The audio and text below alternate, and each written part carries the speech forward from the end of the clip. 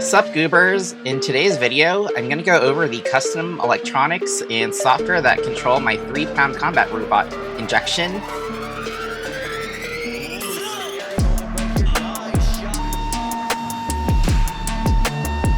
To the top plate in the exact same spot.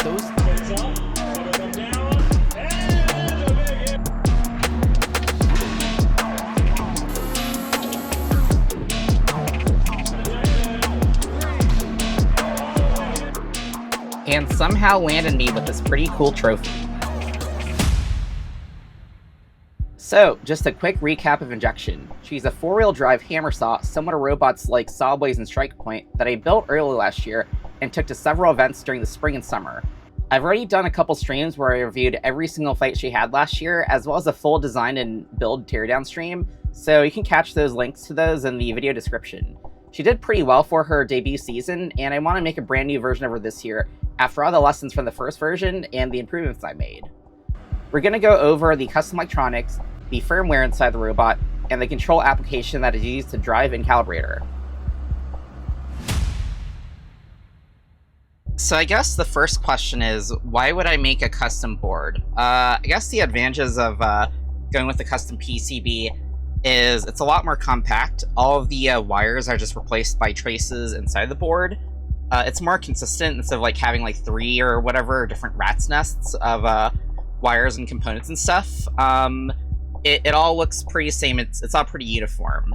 And also, I think it's more durable and less fragile. I also wanted to design the board to have the same footprint as the battery that she uses, so that it'd be easier to like have kind of like a symmetrical design where like, I'm gonna get the robot over here, where like, this is where the battery is, and this is where the PCB is, and so it's just kind of easier to keep that symmetrical that way.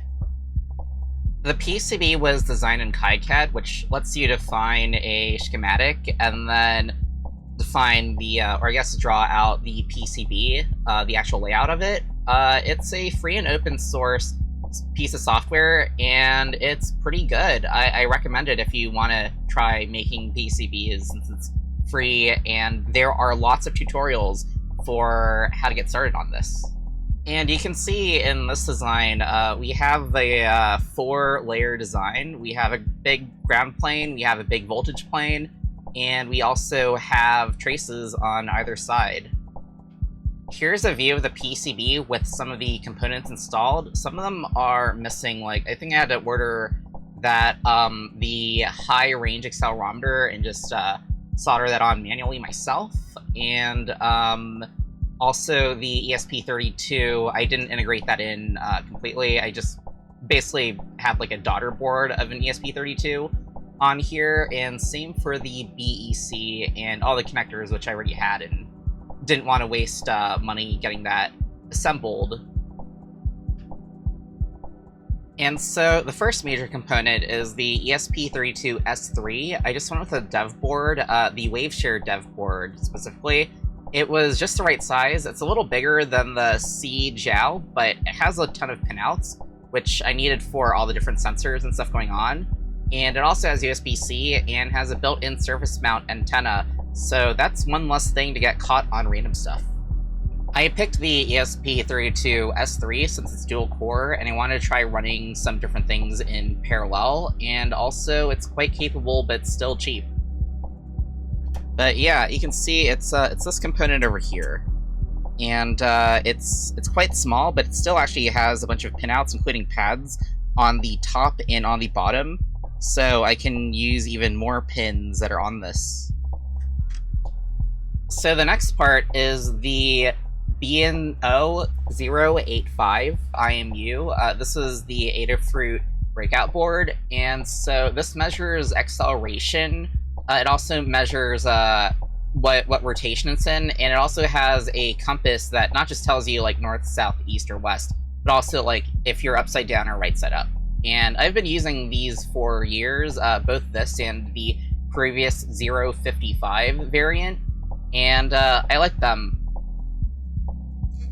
And yeah, it's this component here, and it's actually connected to the ESP32 using SPI.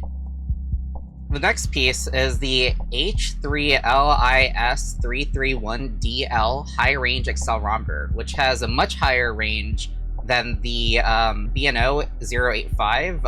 It can do up to 400G instead of 16G that's on the BNO 085, so I can get peak hit measurements there.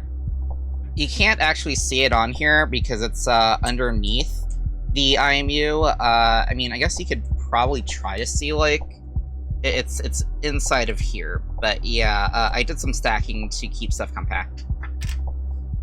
I also have an ADC, it's a chip that can read voltage values, and it's the MCP3008. It's just common and cheap, and it does what it needs to do. And so you can see it's on the bottom edge of the board, and so what it does is I actually want to embed some wires or even some like mini resistor networks inside of the armor for smart armor that basically tells you how damaged it is during a fight.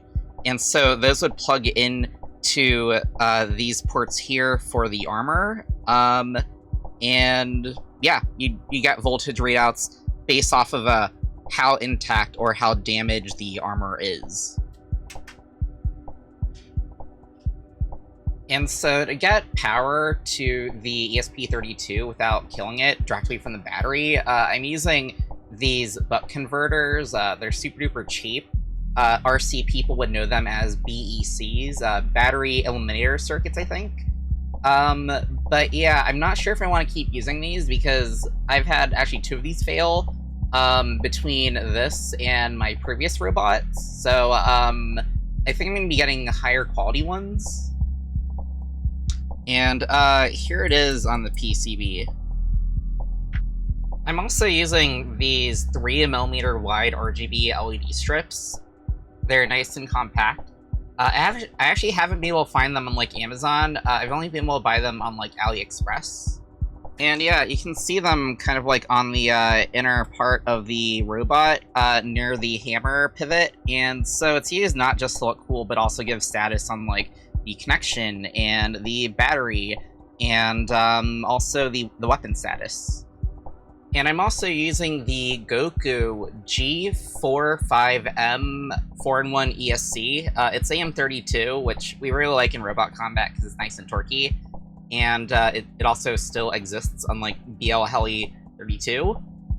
And so it just connects out of the PCB and over here. Something I'd really like to do is actually add some holes in the custom PCB so that I can stack onto the 4-in-1 ESC like that and just kind of stay retained in place. I'm talking about these holes here. And so I ordered assembly from JLC PCB. I really dislike doing surface mount soldering stuff, so I opted for assembly from them. And I think it cost about $67 dollars per board. But yeah, I ordered 3 of them, and I also got like 15 bare boards that I gave away as prizes to any opponents that beat me. Something else that I really want to do is integrate the ESP32 and the IMU into the board itself. Just so that's like all one piece. I'm not sure if that's going to make like assembly super duper expensive. I might just do the IMU or something and not the ESP32 itself, but I don't know. I'll go put my options for next time.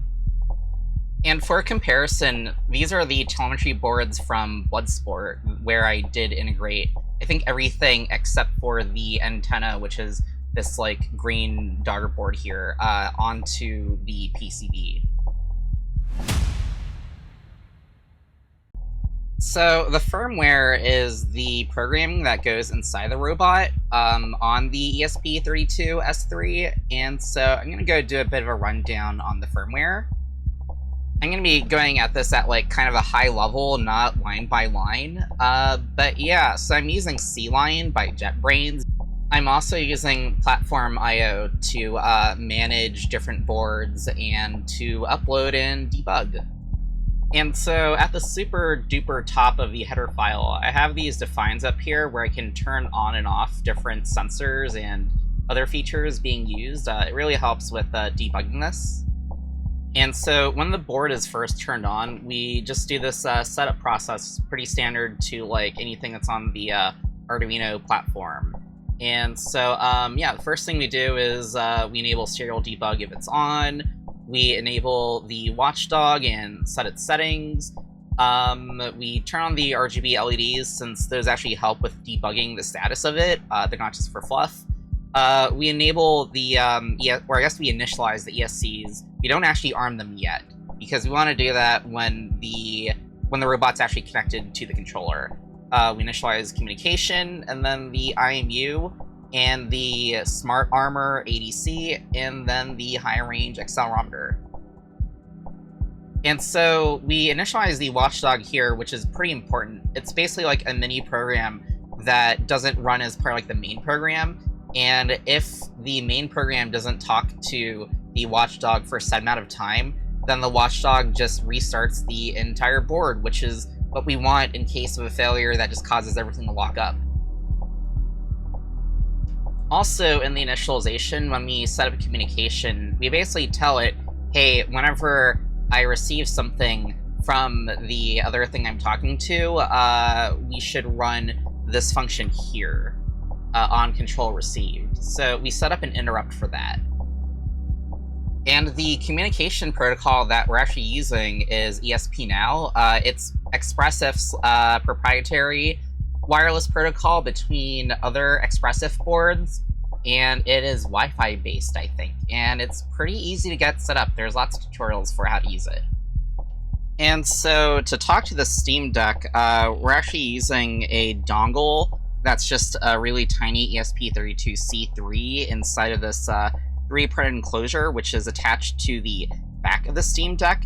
This is the, I think, the JSAUX case for the Steam Deck, and it has this thing here which lets you attach accessories. So like, I guess most people would be using like a power bank or something, but in my case I am using the communication dongle, and it's just connected to the Steam Deck with USB-C. So I was just talking about the watchdog, and this part here, basically just every single time we loop, it just tells the watchdog, hey, I'm fine. And then the watchdog's like, okay, I'll make sure it's still fine. If I don't hear anything from like whatever, like 10 seconds or such, I'm gonna restart. And so in the loop, we are basically just updating the inbound communication status, updating the values from different sensors here. We are updating the current timestamp and sending out the current values back to the controller, and we're also applying the values, if we're in the correct state, to the motor controllers. Whenever we do a loop and we have recently received a message from the controller, we have one of the LEDs turn green to say, hey, we have a new message, and if it doesn't, then it just turns it off.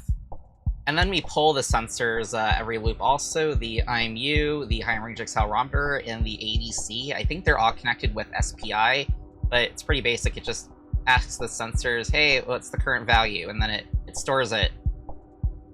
When we send out the current values of the robot, like if it took any big hits, or what its rotation is, or something, we actually encode it in really compact format so that it's super duper small whenever we send it over, and we don't have like, or I guess we have a lower chance of incomplete messages and such. So here's an example of how the RGB LED strips tell you the status. When it's like this, we can see that the robot is not connected to the Steam Deck. And when the lights are doing this, it indicates that we have an active connection with the dongle, and we are sending and receiving stuff. And you can see the dongle is also lighting up. And so when we get data from the dongle, from the control app, we're actually not getting explicit things like motor, like left drive motor is at full throttle. We're actually getting the straight control data from the gamepad, and we're also getting the settings. from the control app, and they're all saved in this state here. And so here I think is actually where a lot of Injection's magic is. It's in the part where we update the ESC values. That is the motor control for the two drive motors, the left side and the right side, and the arm and the weapon.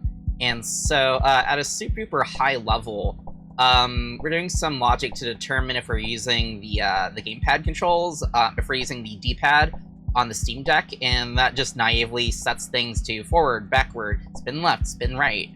But if we're not using that, if we're actually using the two joysticks for driving, then just like a top-down game, like a twin-stick shooter, we actually have it to where we're trying to make the robot spin around until using the IMU, the rotation sensor, to figure out where we're at, like what its rotation is. We're actually using PID to make the robot spin until it hits the angle that we desire. And at the same time, we're also blending the forward or backward throttle from the left joystick into that control. So here's an example of the functionality I was talking about. So if we take this right joystick and we point it forward, the robot's already pointed forward, and so it's not spinning. Now let's make it go right. You see it's trying to spin. The wheels are off the ground, so it can't actually spin. But if we turn this slowly, we can see that once we're at that joystick turny value, then it stops doing that. And so let's make it face forward again. And then yeah, it stops here. And this also does like the blend of forward and backwards in combination with this, so that we can do like spirals and other cool stuff.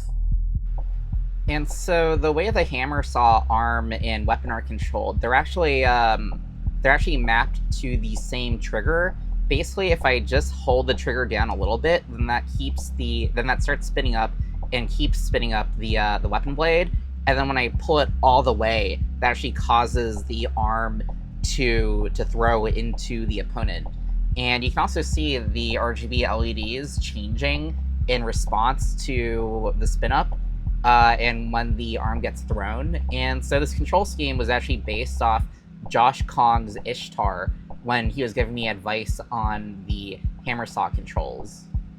Finally, we also have a second fail-safe where if the robot doesn't receive any signal from the Steam Deck after connecting for the first time, then it'll restart after like 5 seconds or something like that, just in case there's something hanging up the ability for it to reconnect. And this is also what allows the robot to pass the failsafe tests, because you can use any control system that you want as long as it's like legal and not like super duper old at like most robot combat events. You just have to prove that it passes the failsafe.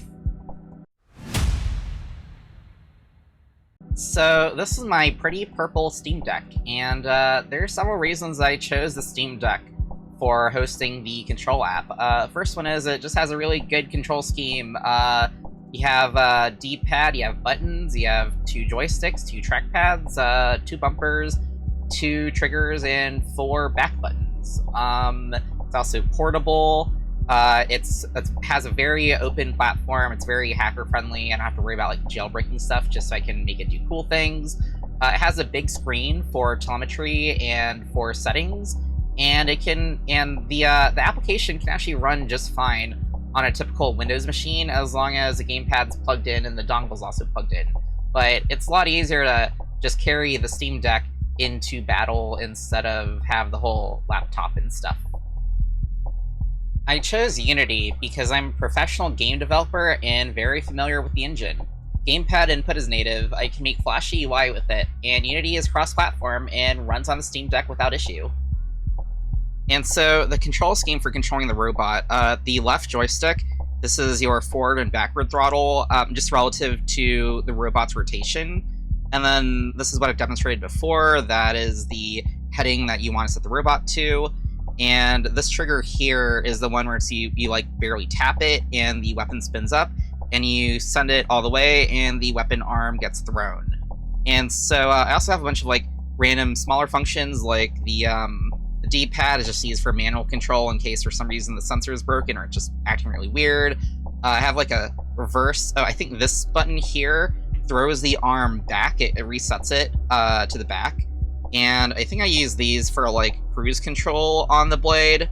And these buttons for manually setting the arm without spinning the blade up in case I like need to manually swing it back or forth, especially if there's like an entanglement or something so I don't burn out the motor. And then this button here actually just restarts the entire app, or if I hold it down, it quits it. And I also have a settings panel here so that you can adjust settings on the fly. This includes the PID settings for driving, various weapon speeds, how strong the weapon arm is, and there's also different settings presets that I can save and load, just so that, like, let's say that I want to try tuning the driving, but I'm not sure if I'm going to make it worse, then I can just, like, save it to Profile 1, then switch to Profile 2, and there's a lock button so that, like, I don't accidentally change it on the fly, which has happened in some very early matches on a previous robot. And also, I can change which USB port it looks for to talk to this. Probably a smarter way to do it, but I'll figure that out later. So we also get telemetry back from the robot and display it. Like, you can see when I rotate this around, you can see that the model of the robot also rotates on the screen. And down here are some of the telemetry values being read out. Oh, that is going to scratch. Well, at least I have a screen protector. Anyway, yeah, here is telemetry values that is being live read out. Yeah. What is missing, though, is telemetry from the ESCs, which I'd really like to integrate because that's a lot of useful data, like the current speed of the motors or the ESC temperature. But I'll do that next time. The telemetry is also saved to logs on the Steam Deck, so I can examine the data later. She also has these really cute avatar at the bottom right corner that responds to different telemetry statuses, or when she takes a hit. The artist for her chibi art is Emil Ghana, and you should commission her because her art is very cute. The last major feature is I can actually be shocked while driving the robot using something called the OO skin, which is basically a t-shirt that has a bunch of electrodes embedded into it, and you can send sensations from whatever game, including this control app, to the OO skin, and it will do things like make your stomach rumble if the battery's low, or make you feel a lot of pain whenever your robot takes a lot of damage. So yeah, that's how it works. They have a lot of libraries ready for use for Unity and Unreal, and just anything else that you want to integrate it into, and it's actually pretty easy to do. You might ask, why would I want to shock myself? And really, it's so I can have real-time feedback during fights without having to look down at my screen, and so I can associate driving mistakes and taking damage with a negative sensation such as taking a shock. Hopefully this ups the stakes while I'm fighting to make avoiding taking damage a driving instinct. In a way, it kind of connects my emotions to how Injection is feeling, and I feel like that will allow me to drive her better. Also, it's really anime. In all, I think this turned out pretty successful. I had over 24 fights across Texas and the US, a 50% win rate, oh, and this pretty cool award. You are the winner of this year's Most Innovative Sparky Award. Congratulations, Pearl. Oh wow, this is so cool! Yep, that's me. This really marks an awesome milestone in my robot fighting career, but there's more to come. There's a lot of improvements and new features I want to add in the future to Injection software and electronics. There's the Smart Armor feature that I was talking about, so that we could actually see live in the UI what the armor is looking like in terms of damage and health and stuff. It's just a really cool feature that I love from video games and anime and stuff, so I like to see that be implemented in real life. There's also the stuff on the PCB that I want to change, such as add those mounting holes so that it can directly mount with a 4-in-1 ESC, just to keep things more organized. I need to change out the BEC because this really cheap one I just don't think it's making the cut. And I want to get ESC telemetry also working in this. Finally, I have this idea to further make injection more expressive by connecting her to some AI technology. I'd like to feed her data into an LLM in real time and get back voice lines that sound like a spunky anime pilot, and then plug in some text-to-speech so she voices it in real time too during the fights. The timestamps of the real fights as well as practice sessions would be recorded too, so I could also have her live on a server and bug me to do practice driving sessions, especially if I plugged her into my Discord server as a bot, and she could hold feelings about fighting certain robots also. That would just be super cute, and make me more emotionally attached to her. Alright, well, I hope this video provided a good overview of how Injection's custom electronics and software work, especially if you're motivated to do something similar to what I did. If you liked the video, please like, comment, and subscribe. It really helps my channel grow.